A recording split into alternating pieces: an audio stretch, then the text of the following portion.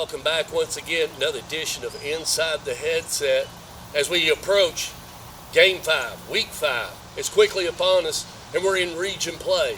I'm on the campus of Blackman High School. I've got with me the head coach of the Blackman Blaze, head coach Matt Kriesky. How you doing today, Coach? Pretty good. How are you? I appreciate you coming over. I appreciate it. Glad to be here. Glad to be here. Hot and heavy, the blaze, and we got that fire stoked over here, don't we? We keep it warm. Yes, sir. We got to focus on each week. Can't overlook any opponent. I've been telling them since Riverdale, we got to be 1-0 every Friday, and then keep moving forward. Do not look past anyone. When you're dealing with 15, 16, 17-year-old kids, you never know what's going on with them at this time and day and age. So we just got to keep us focused on us and not worry about anything outside.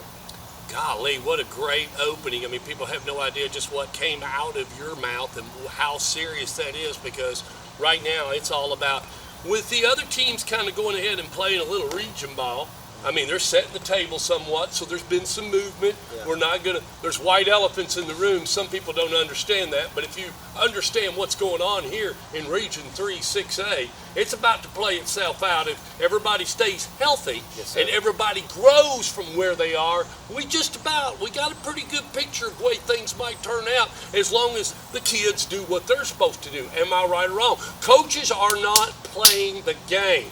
But we know the talent, we know the caliber, we know how the table is set right now, and I was telling your brother, Riverdale right now, when I look at them, and after the game of the backyard brawl and the rain and everything, what's the number one thing?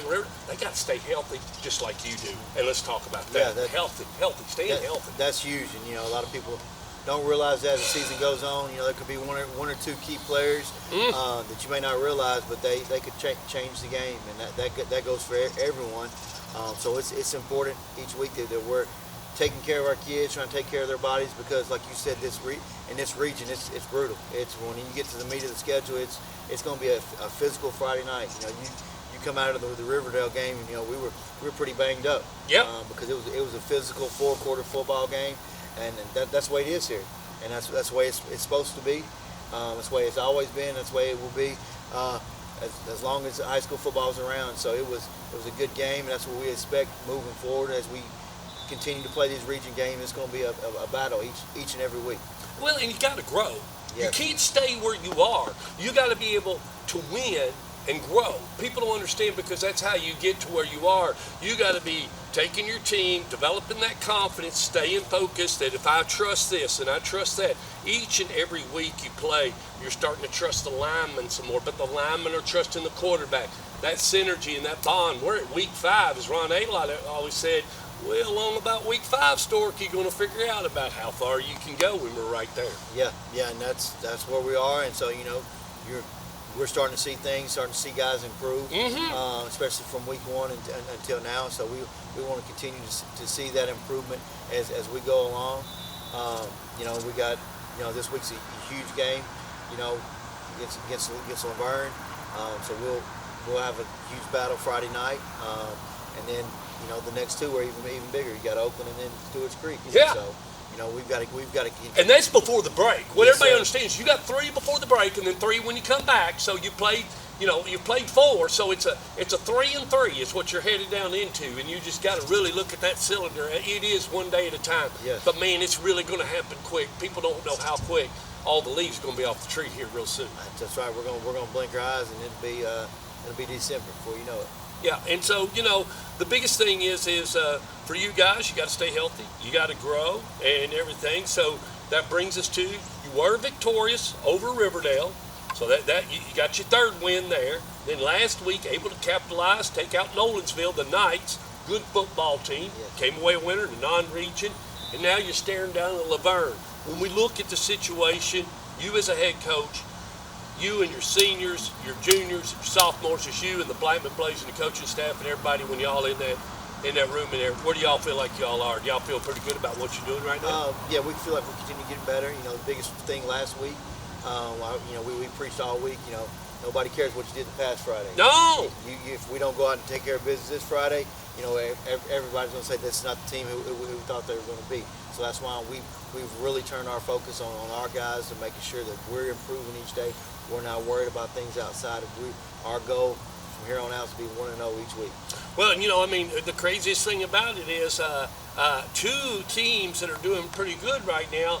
On the night that you do have the Oakland here at the Inferno, and Stork Vision's going to be here the next 2 Friday nights, as well as this Friday night with Laverne, and then the next Friday night with Oakland. But the biggest thing about that is across the way, that Siegel Rockville game will be going on, and man, that's going to be a juicy game on that night, isn't it? It's going to be a huge game, and for both schools, just like I told you, every region game is pretty much a playoff game in this region because you got to fight just to get a playoff berth in this region. Well, and now you come up to Laverne, and it's been a long time since Laverne and Smyrna and Stewart's Creek were definitely welded in. You had to play in this region. All those coaches are continuing to say on other interviews in public eye that they're happy with it and everything, and I like it. I mean, to me. I hope TSSAA doesn't ever change it. I'd love for it to stay this way forever. It's the way it needs to be through in this county. Is you got to go through here, and then we can talk about going somewhere else. Because if you can't whip the guys in your own backyard, why go over to Lebanon or Gallatin or go visit them if you can't even beat the guys in your own backyard? Yeah, it's good competition. It brings good crowds out on Friday. Oh man, did you see that gate on that Rockville Stewart's Creek? I mean, that was a sweet gate that Luker picked up on. And so that's huge, and that's it brings a little bit added excitement to the county when we're all playing each other. Well, I tell you what, it couldn't be. I was texting somebody or messaging somebody earlier today. They said, what you're so proud, Stork. You call it the SEC or you call it whatever. I just feel like it is. I feel like it's extremely competitive. Anybody can say what they want, but from top to bottom, and that's not. And when we say bottom, that's the ones that hadn't won any game so far in the region or so forth. But even in that, this Friday night, what I don't like about Laverne for you is they are dangerous. They are hungry. They don't care. They realize they're a white elephant. They realize, a couple more games we may not be. We don't have any chance of making the playoffs. So what is their mission? Spoil your playoffs. Yep. Make you go to 2. Make you go to 3, or possibly 4. If Laverne hangs one on you, that's part of their season. And if you was coaching at Laverne, you'd be coaching the same thing, wouldn't you, Coach? Yes, they're very athletic. They can get the ball to certain guys, and they can score easily. And defensively, they're fast. They're going to bring a lot of pressure. So we've got to be prepared for that and be ready for it on Friday night. Well, and you got some goons and some athletes, but they got some. But you get into that.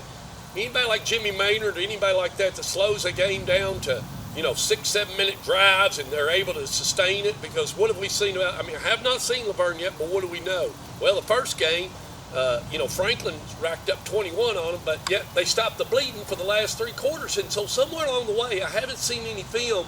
But what is it about this year's Laverne team or the coaching and what Chris Johnson's doing over there?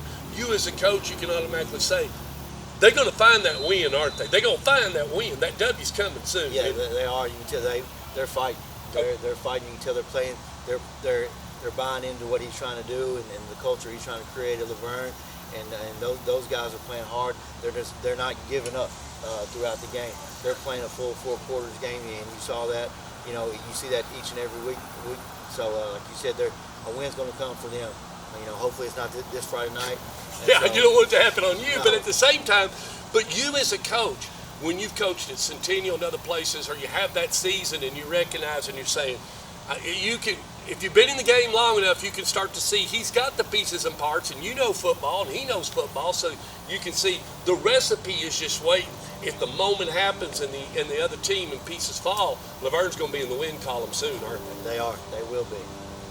So that's the big thing. Now they got a tough battle against you guys, and your players will decide that matchup, not you and your coaches, but your guys are right now as coaches. You're just trying to dial up the offense that puts your players in the best position to be successful. Yes, sir. That's what we got to do each and every week, and that's the main focus this Friday night.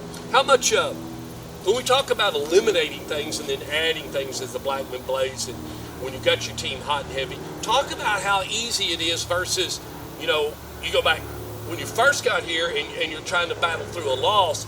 Talk about just how much easier it is when you're hot and heavy and you're able to get that team and get your workouts in and the enthusiasm and all that. It's a change atmosphere when you get out there to get your squat and get your time in for your workout. It is. It makes Mondays a lot easier when you're coming in. The energy has been there each and every week on Mondays because the guys coming in excited, ready to go, and you can tell the workouts are better, the practice is better. I thought last Tuesday was probably one of the better practices we've had all year, and so you see that and you want to continue to build up on that, but you don't want to get too high. You got to keep it going. I've seen that happen. People think that we God and we're going to whip everybody and go on to the state championship. And then guess what? What was that one year? Dobbins Bennett went undefeated the whole entire season and come up first round. And got pulverized in that first game. And they had a state championship team and they got beat at home. Got pulverized at home, shutout. That was like 10, 11 years ago. They made it to the first round of the playoffs, but that's happened. Yes, and that's why you got to keep. That's why I said you can't get them too high. You got to keep them right there, level-headed, and focus on what you're doing each week, and not worry about anything else. Last but not least, let's give some shout-outs. Of course, the fans and the faculty, staff, administration, they automatically get their 5 stars and Lawless and all of them. But let's talk about some of the kids, and I don't want to. We can talk about the Javion Elliott's. Everybody always wants to talk about a quarterback, but I want to talk about the guys that are blocking for him and the guys on the other side of the ball. I want to talk about your core linemen because that's what I'm going to be looking at Friday night. How do you feel where you are with the linemen and their growth, and that's where it all starts in the trenches? They've gotten better each week. Kennedy Jackson is a senior. Has played offensive tackle the past 2 years, and we're going through some growing pains at that position, and he's moved there and he's done an outstanding job. So really proud with him. Terry Baskin has done a great job. He moved in. We got him last year from around Indianapolis, Indiana, and so he's moved in, and this is year 2 with him with us, and so he's grown and gotten better, and it's been a huge contribution to the offensive line. Mikael Rodriguez, aka Nacho. The Nacho. And so he's done well. And so all those guys up front have done a great job. We've been really impressed. Like you said, from week 1 to last week, they've improved and got better. And then we got a sophomore running back, Micah Nance, who's doing a great job running the ball. And Rylan O'Dore, Kari Dixon, at receiver, they've had good games. Max Wilcox, a football, baseball player here. Skilled guys. Almost had 100 yards receiving last Friday. So all those guys surrounded with Javion has really let our offense really excel and do the things that we need to do, and we get to continue to add things and put in things more than we have been in the past, just because of the guys we've got around and the guys we have on offense. Well, it's the weapons and the tools of those weapons and what those guys can do, and as they keep growing and adding to their portfolio of what they're trying to do. Any special logistics that the fans need to be aware of, other than we are still through the mobile detection of the mobile weapons detection system, they will have to, all the fans and the patrons will have to go through that as they enter the Inferno. But how's that going with you all? Have y'all? I think it's been pretty good. Just so be far. here a little bit early and just expect it. No big deal.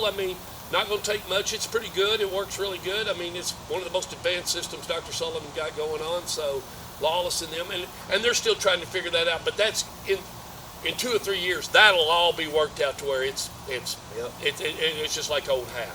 Everybody understands it.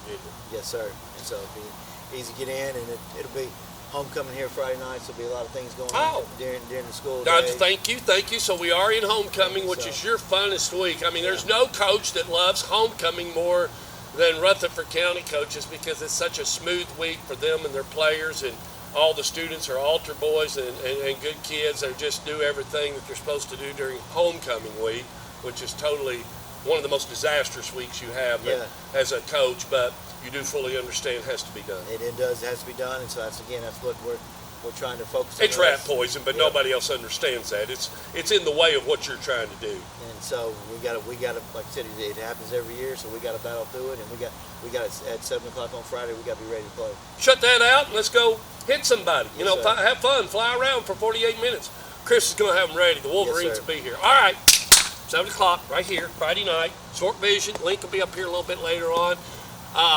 We're going to talk to some other coaches, but other than that, y'all have a great day, and y'all be here Friday night at the Inferno, 7 o'clock. That's the Wolverines and the Blackman Blade.